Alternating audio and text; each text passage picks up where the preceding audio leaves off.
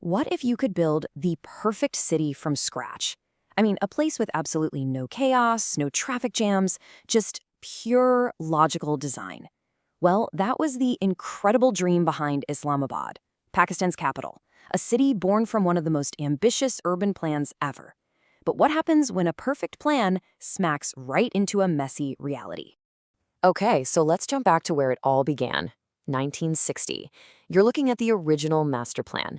And let me tell you, this wasn't just some map.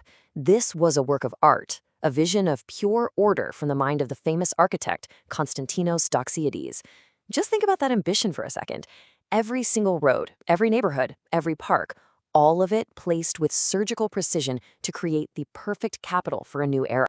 And this quote? This was basically their mission statement. Doxiadis and his team had seen the mess of haphazard development in other cities, and they wanted to build a fortress against it. The whole idea was to create a city that would be immune to all the usual problems: the traffic, the slums, the urban decay. At the very heart of this vision was this really revolutionary idea called Dynapolis, or dynamic city. Just look at that fan-like shape.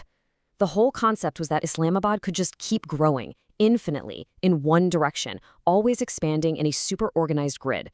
This wasn't planning for the next 10 years, this was planning for centuries. A truly futuristic idea back in the 60s. It was an absolutely brilliant idea, right? A city that could grow forever, but never lose its perfect shape. So the obvious billion-dollar question is, what on earth happened? And this, right here, shows you exactly where the first big cracks started to appear. On the left, you see that original unified vision. But on the right, that's the 1992 zoning plan. This thing chopped the capital up into 5 separate zones, all with different rules. It was a huge departure from that simple, elegant growth model of the Dynapolis. And the result? Well, you fast forward to today, and the words experts use are things like messy, perplexing, and haphazard. I mean, that is a universe away from the order and control they dreamed of back in 1960. The gap between the dream and the reality, well, it became a chasm. A massive part of the story is just simple math. I mean, look at this population explosion. It went from just over 100,000 people at the start to over 2 million by 2017.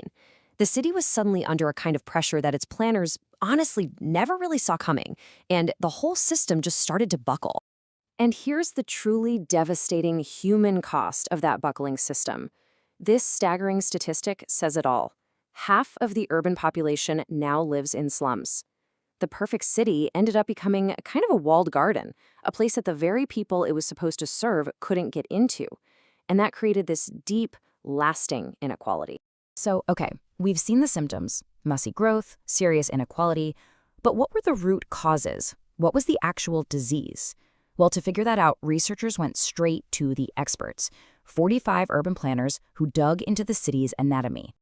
And this chart pretty much gives us the diagnosis. Take a look.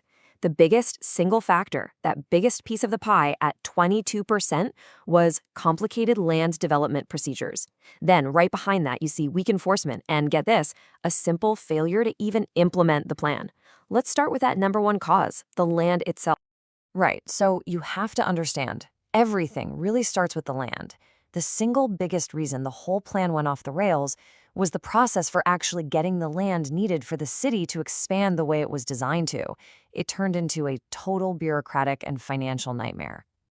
Here's exactly how it all fell apart. The government tried buying land from the local villagers using totally outdated property values from 1958. Unsurprisingly, people refused, and that kicked off decades of lawsuits. This created a massive shortage of planned, affordable land, and as a result, the price of developed plots just went through the roof. We're talking up to 100 times more than the compensation they offered. And that's how Islamabad became this exclusive city, really only for the very wealthy.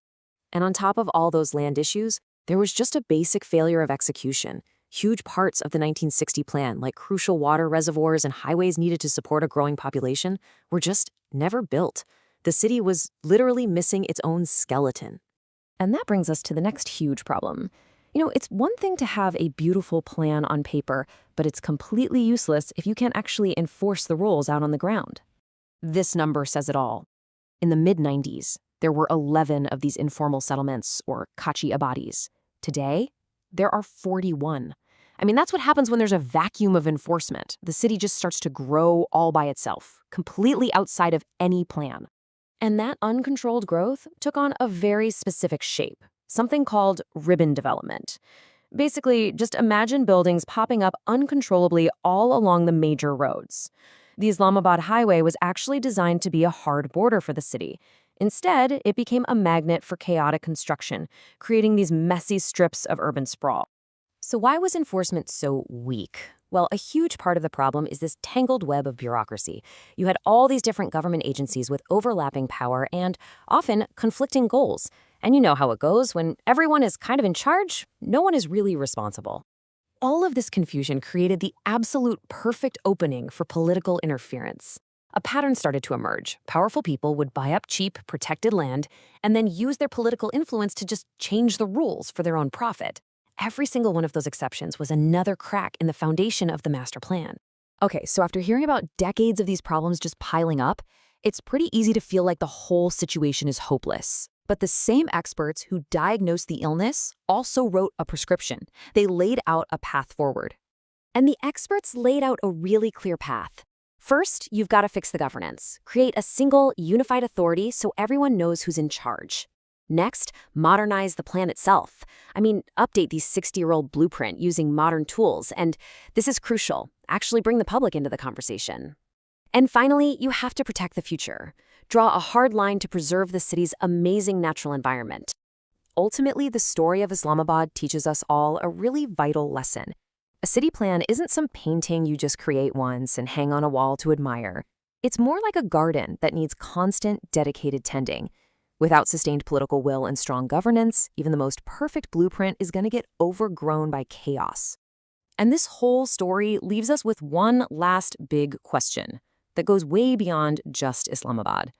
For any city that was built on a grand vision, when does that master plan stop being a living, breathing guide for the future and start being just a memory of a lost dream?